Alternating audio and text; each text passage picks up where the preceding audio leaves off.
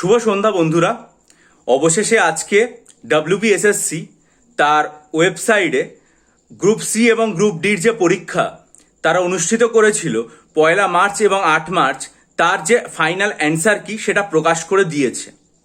এবার আমাকে অনেক পরীক্ষার্থী জানিয়েছেন এবং অনেক পরীক্ষার্থী কাট অফ মার্কস কত হতে পারে, কত নম্বর পেলে আমরা টাইপিং টেস্টের প্রস্তুতি নেব, এই বিষয়গুলো জানতে চেয়েছেন। কিন্তু এটা জানার আগে যে জিনিসটা জানা দরকার সেটা হচ্ছে যে গ্রুপ সি এবং ডির প্রশ্নে মোটামুটি যে 7টা মতো প্রশ্নে একটা দ্বিধাদ্বন্দ্ব ছিল বা তারও বেশি, সেগুলোর উত্তর কি করেছে আমি ওদের যে অ্যান্সার কি সেটা দেখলাম। সেখানে মডেল অ্যান্সার কির মধ্যে গ্রুপ সিতে দেখলাম একটা কোশ্চেন এ এবং বি দুটো অ্যান্সার নিয়েছে গ্রুপ সিতে। গ্রুপ ডি এর ক্ষেত্রে এরকম দুটো মডেল অ্যান্সার দেখলাম, C and D, A and D, আর একটা কোশ্চেন রং কোশ্চেন হিসাবে দেওয়া আছে মডেল অ্যান্সারে। ঠিক আছে, ফলে কিন্তু কোন উত্তরটা কি নিয়েছে সেটা তো বুঝতে পারলাম না। ফলে আপনারা যদি ভিডিওর কমেন্ট সেকশনে বিষয়গুলো জানান যে কোন উত্তরটা কি নিয়েছে, আমাদের যেগুলোতে কনফিউশন ছিল, তাহলে সেই বিষয়টা জানার পরে আমরা কীরকম কি কাট অফ মার্কস হবে বা কে কত নম্বর পাচ্ছে সেটা নিয়ে আলোচনা করতে সুবিধা হয়। যেমন ধরুন গ্রুপ সি এর মধ্যে যে সমস্ত প্রশ্নগুলো নিয়ে কনফিউশন ছিল, যেমন মনরেগা তার যে সোশ্যাল অডিট, এটার দায়িত্ব কার। 2 নম্বর কোশ্চেন সেটা হচ্ছে এডুকেশনাল সিস্টেম ফর অল, সেটা আর্টিকেল 45 হবে না রাইট টু এডুকেশন হবে। অথবা মেয়েদের যে বিয়ের বয়স সেটা 18 বছর না 21 বছর। অথবা এনইপি ন্যাশনাল এডুকেশন পলিসি 200 কোনটা ওয়েস্ট বেঙ্গল অ্যাকসেপ্ট করেনি। এই 4টে নিয়ে সব থেকে বড় দ্বিধাদ্বন্দ্ব ছিল। এছাড়াও অড ওয়ান আউটের ক্ষেত্রে একটা প্রশ্ন ছিল যেটা 80 মানে অ্যান্সার হবে না অন্য কিছু হবে। অথবা লিপিয়ারের সংখ্যা, যে উত্তরটা আমি একটু ভুল করে ফেলেছিলাম, আমি বলে ফেলেছিলাম 4, কিন্তু ওটা একটু এই 5 হবে, কিন্তু যাই হোক ওটা আমি ভুল অ্যান্সার দিয়ে ফেলেছিলাম।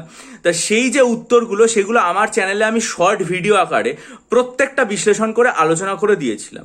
আপনারা দেখবেন, কারণ আমি তো এখন মেলানোর সময় পাইনি।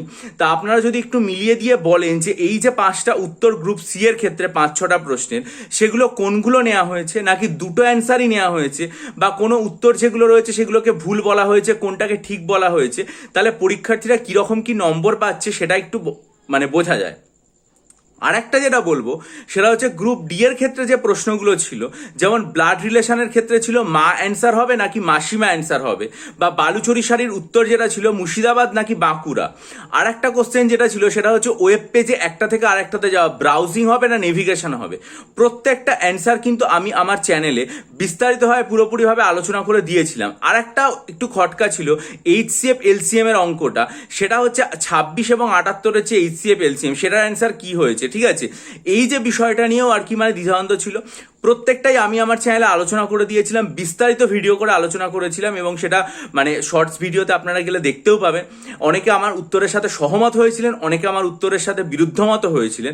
এখন এই যে ডব্লিউবিএসএসসি তারা গ্রুপ সি এবং ডির এই সমস্ত যে প্রশ্নগুলো রয়েছে সেগুলোতে কি কি অ্যান্সার নিয়েছে সেগুলো যদি আপনারা ভিডিওর কমেন্ট সেকশনে একটু জানিয়ে দেন, এবং তার প্রেক্ষিতে আপনাদের প্রাপ্ত নম্বর যেটা আপনারা আগে আশা করছিলেন তার থেকে আপনাদের নম্বর কতটা হেরফের হচ্ছে, এদিক ওদিক হচ্ছে, সেটা যদি একটুখানি জানান, তাহলে আমার এই পরবর্তীকালে গ্রুপ সি এবং গ্রুপ ডির পর কাট অফ মার্কস কীরকম হবে, কত নাম্বার পেলে আমি পরবর্তী টাইপ টেস্ট বা ইন্টারভিউর জন্য সেফ থাকতে পারবো, এগুলো নিয়ে আলোচনা করতে অনেকটা সুবিধা হয়। তাই আপনাদের কাছে অনুরোধ, আমি যেহেতু মেলানোর সুযোগ পাইনি এখনো পর্যন্ত এবং বুঝতে পারিনি পুরোটা দেখে, কিছু দেখলাম রং অ্যান্সার, কিছু দেখলাম দুটো অ্যান্সারই নেওয়া হয়েছে, কিন্তু সেগুলো তো সব নয়।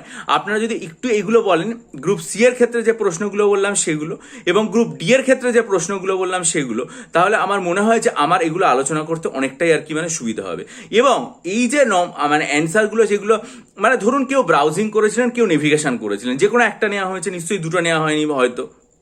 অথবা ধরুন মা বা মাসিমা কোন অ্যান্সারটা নেওয়া হয়েছে, বা মনরেগার যে অ্যান্সারটা রয়েছে সেটার ক্ষেত্রে, অথবা এডুকেশন ফর অল সেটা আর্টিকেল 45 হবে না রাইট টু এডুকেশন। অনেকেই আমি যেটা বলেছিলাম তার বিরোধিতাও করেছিলেন, খুব স্বাভাবিক, বিরোধিতা করতেই পারেন। তা এসএসসি কোন অ্যান্সারটা নিয়েছে এবং সেই অ্যান্সারটা নেওয়ার পর আপনাদের নম্বর কিভাবে পরিবর্তিত হয়েছে সেটাও যদি ভিডিওর কমেন্ট সেকশনে বলে দেন, তাহলে পরবর্তীকালে আমার কাট অফ মার্কস বা সেভ স্কোর যেটা রয়েছে সেটা আলোচনা করতে সুবিধা হয়। এবং যখন আলোচনা করবো তার জন্য আপনারা অবশ্যই আর কি ভিডিওর দিকে নজর রাখবেন, চ্যানেলটা সাবস্ক্রাইব করে বেল আইকন প্রেস করবেন। আর যদি মনে করেন এখন আমার থেকে ডব্লিউবিসিএস পরীক্ষার জন্য 48টা মক টেস্ট, ডেসক্রিপটিভ বাংলা, ইংরেজি এবং অপশনাল সাইকোলজি স্টাডি মেটেরিয়াল নিয়ে পড়তে চান, তাহলে আমার চ্যানেলের পোস্ট সেকশনে প্রত্যেকটা ভিডিওর লিঙ্ক দেওয়া আছে, সেগুলো মনোযোগ দিয়ে খতিয়ে দেখে আমার ইমেল আইডি যেটা ডিসক্রিপশনে দেওয়া সেটার মাধ্যমে যোগাযোগ করবেন। ভালো থাকুন, বিজয়ী হন, সফল হন, আপনাদের মূল্যবান মতামত দিন, ভিডিওটা লাইক করুন, বন্ধুদের মাঝে ছড়িয়ে দিন, হাইপ করুন এবং খুব ভালো থাকবেন।